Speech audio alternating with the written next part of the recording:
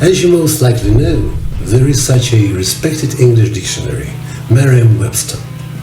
A community of professional, highly qualified lexicographers have been working on it, providing us with precisely formulated definitions. They are fully aware of all the principles of academic codification, by no means being grammar Nazis. They subtly feel the changes in the norm, give many fresh examples from high-quality sources, primarily magazines and newspapers, histories of words and expressions, in short, everything to satisfy both professionals and amateurs' needs. And once a week, I get a summary called The Words of the Week. On the vocabulary entries, which spikes in lookups, most of which are somehow related to American public and political life. What always surprises me is what plain, uncomplicated words native speakers sometimes look up in the dictionary. Some examples of recent ones are assassination, income, crosstalk, broker.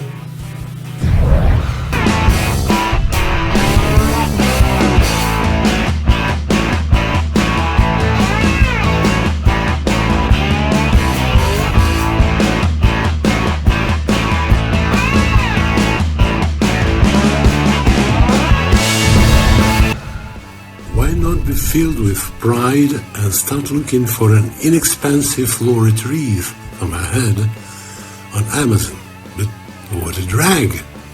Every day I receive the word of the day mailing list from Merriam-Webster, and everything doesn't appear to be so rosy.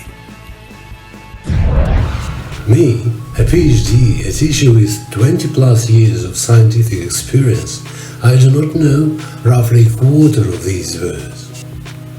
They're definitely quite rare, most often either very literary or somewhat archaic, in any case not trivial ones. Not trivial, I said, and stopped short. This is one of those words. Of course, it's of no difficulty at all to put these new words in the passive vocabulary bank of my memory. Passive, because I have a suspicion that by using them in speech, I risk being sadly misunderstood. But some of them I absorb and take in with pleasure, like some kind of exquisite delicacy.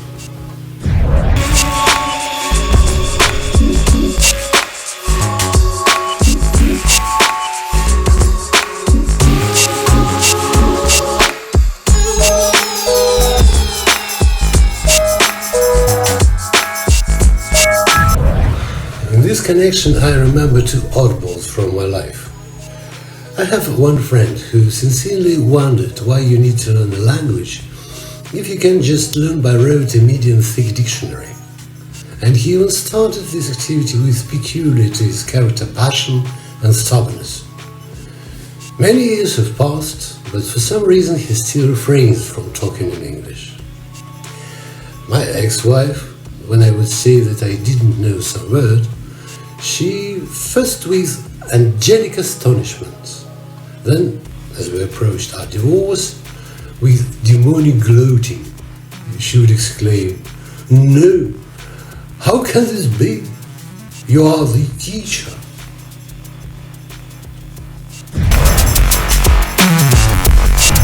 Anyway, shall we go back to the mouth-watering words that I have prepared for you today as a Christmas treat? Let this passage from a 1978 episode of the British television comedy Blackadder serve as an epigraph. After Dr. Samuel Johnson boasts about his newly completed dictionary containing every word in the English language, Blackadder wishes Dr. Johnson his most enthusiastic contrafibularities, upsetting Johnson, who quickly adds this alleged word to his manuscript. Enter! Dr. Johnson, Your Highness. Ah, Dr. Johnson! Damn cold day! Indeed it is, sir, but a very fine one.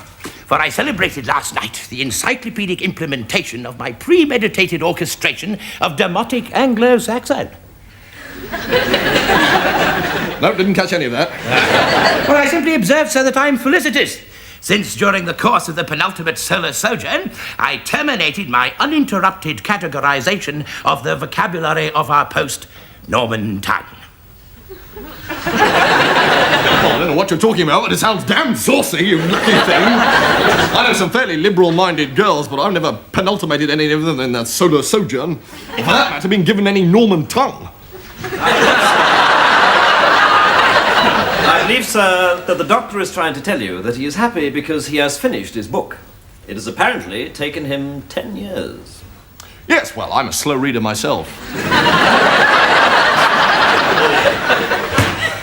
Here it is, sir, the very cornerstone of English scholarship.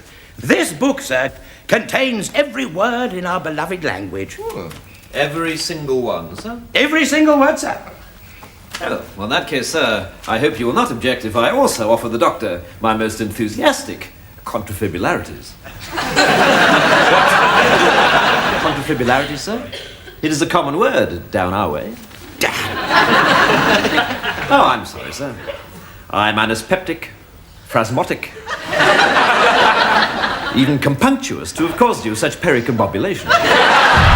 Contrafibularities mean false congratulations, sounding congratulatory while actually pulling someone's leg. Well, I must say that I am extremely disappointed in you all. It's not your fault, Professori.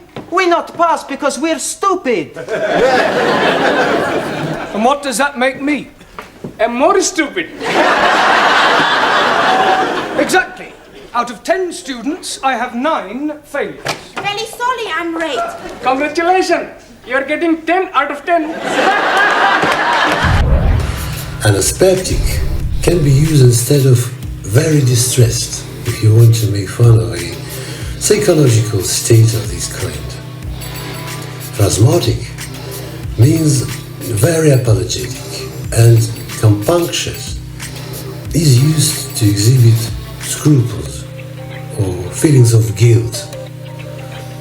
Finally, pericombobulation is a humorous synonym for disturbance and confusion.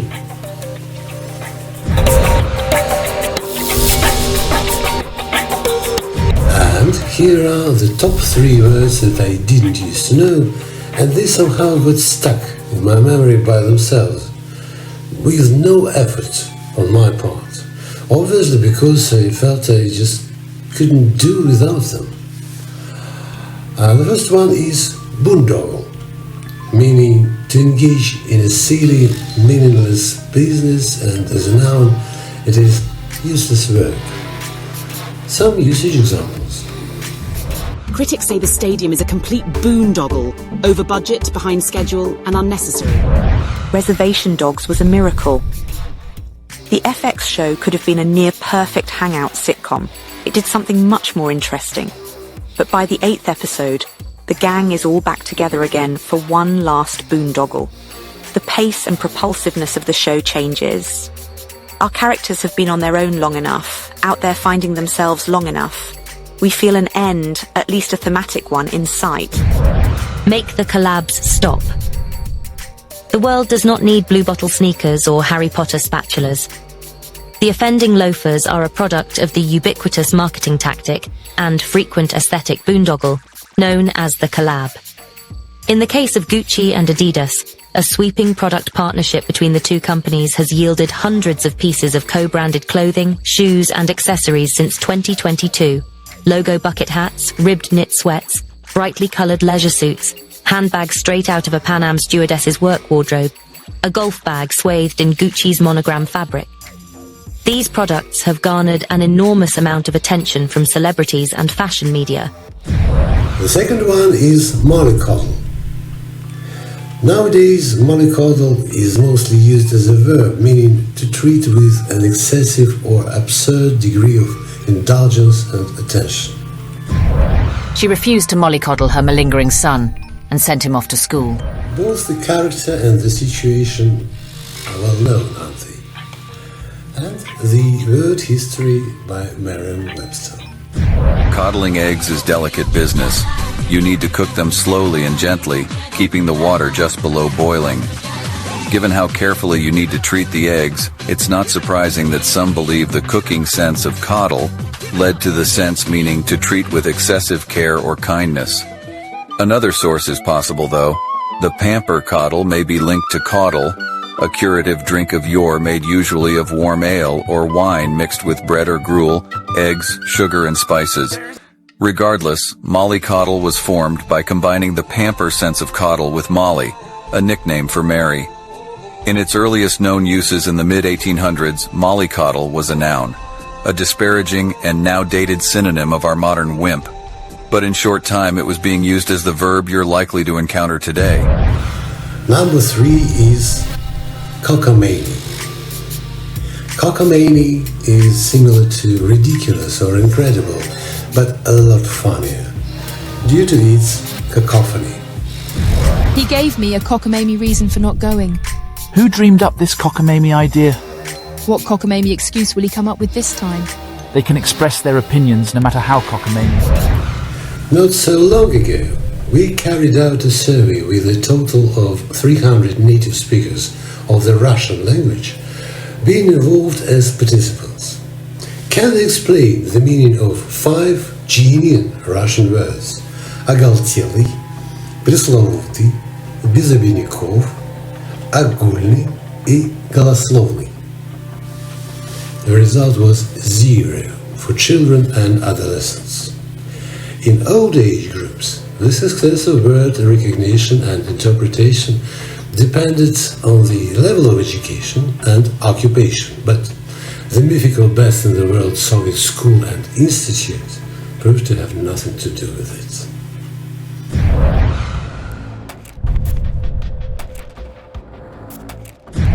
The idea for this survey arose after American Slavic students asked us to give them examples of advanced Russian vocabulary.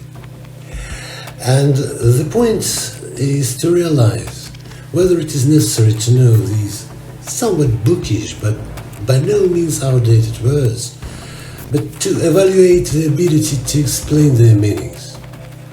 It'll turn out to be lengthy but understandable, and most importantly, it will clearly show why it is better to know them than not. So, I'll give it a try.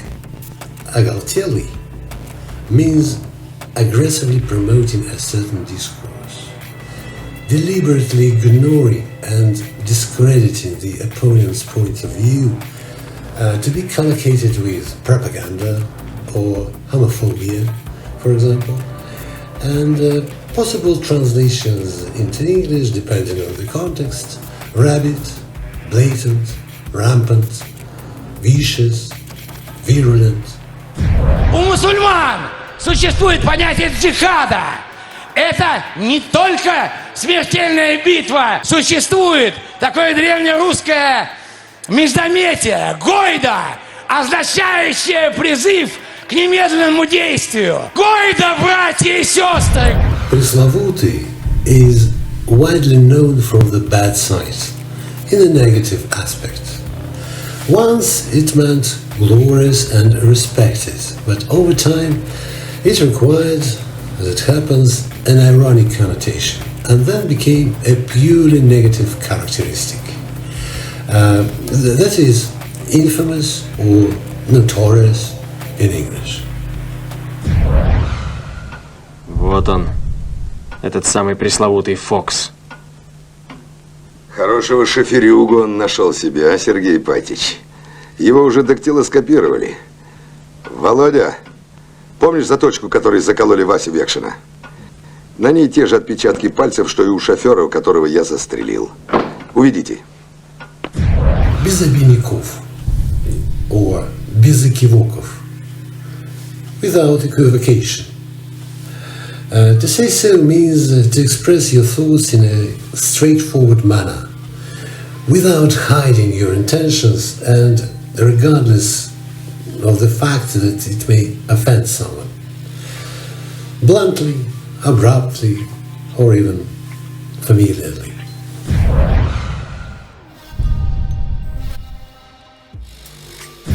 Agurni is very simple.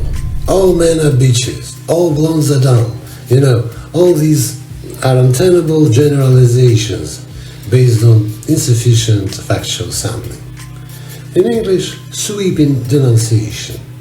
And this adjective, agurni, is a synonym for the last word, which is going to be голословный. Голословный is unsubstantiated, unsupported by facts, or groundless, or unfounded, unsubstantiated statement, promise, or accusation. That's the way it is. And then I asked the students, according to their feelings, to what extent this English vocabulary of the advanced C1 or proficiency C2 levels is mastered by their colleagues, friends, and acquaintances. Moreover, half of these words are borrowings. Their answer was 50-50.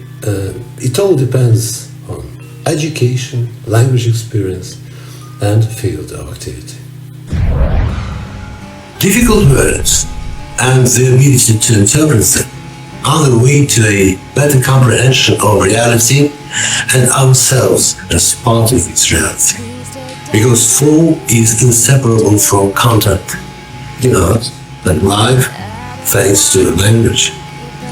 The word is not informing, it is God, whoever or whatever the matter will be. You can say a simple phrase, I agree with you, but on a regular basis, this is supposed to happen extremely rarely. Apply the better this way. I must admit that I tend to acquiesce with you, which may imply I have to reluctantly do so after hesitation and doubt, and leave myself a loophole to reconsider our consensus. Fortunately, we are not used to double-think anymore.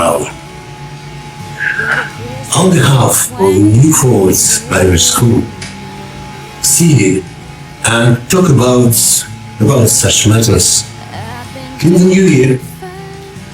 Although I have a premonition that the year 2024 does not bode well for all of us, but no one has cancelled the word Christmas. Merry Christmas and a glimmer of hope for rebirth. But for me it's just a lonely time, 'cause there were Christmases when you were mine. Merry Christmas everybody, that'll have to be something I just say this year. I'll bet you got your mom another sweater, and were your cousins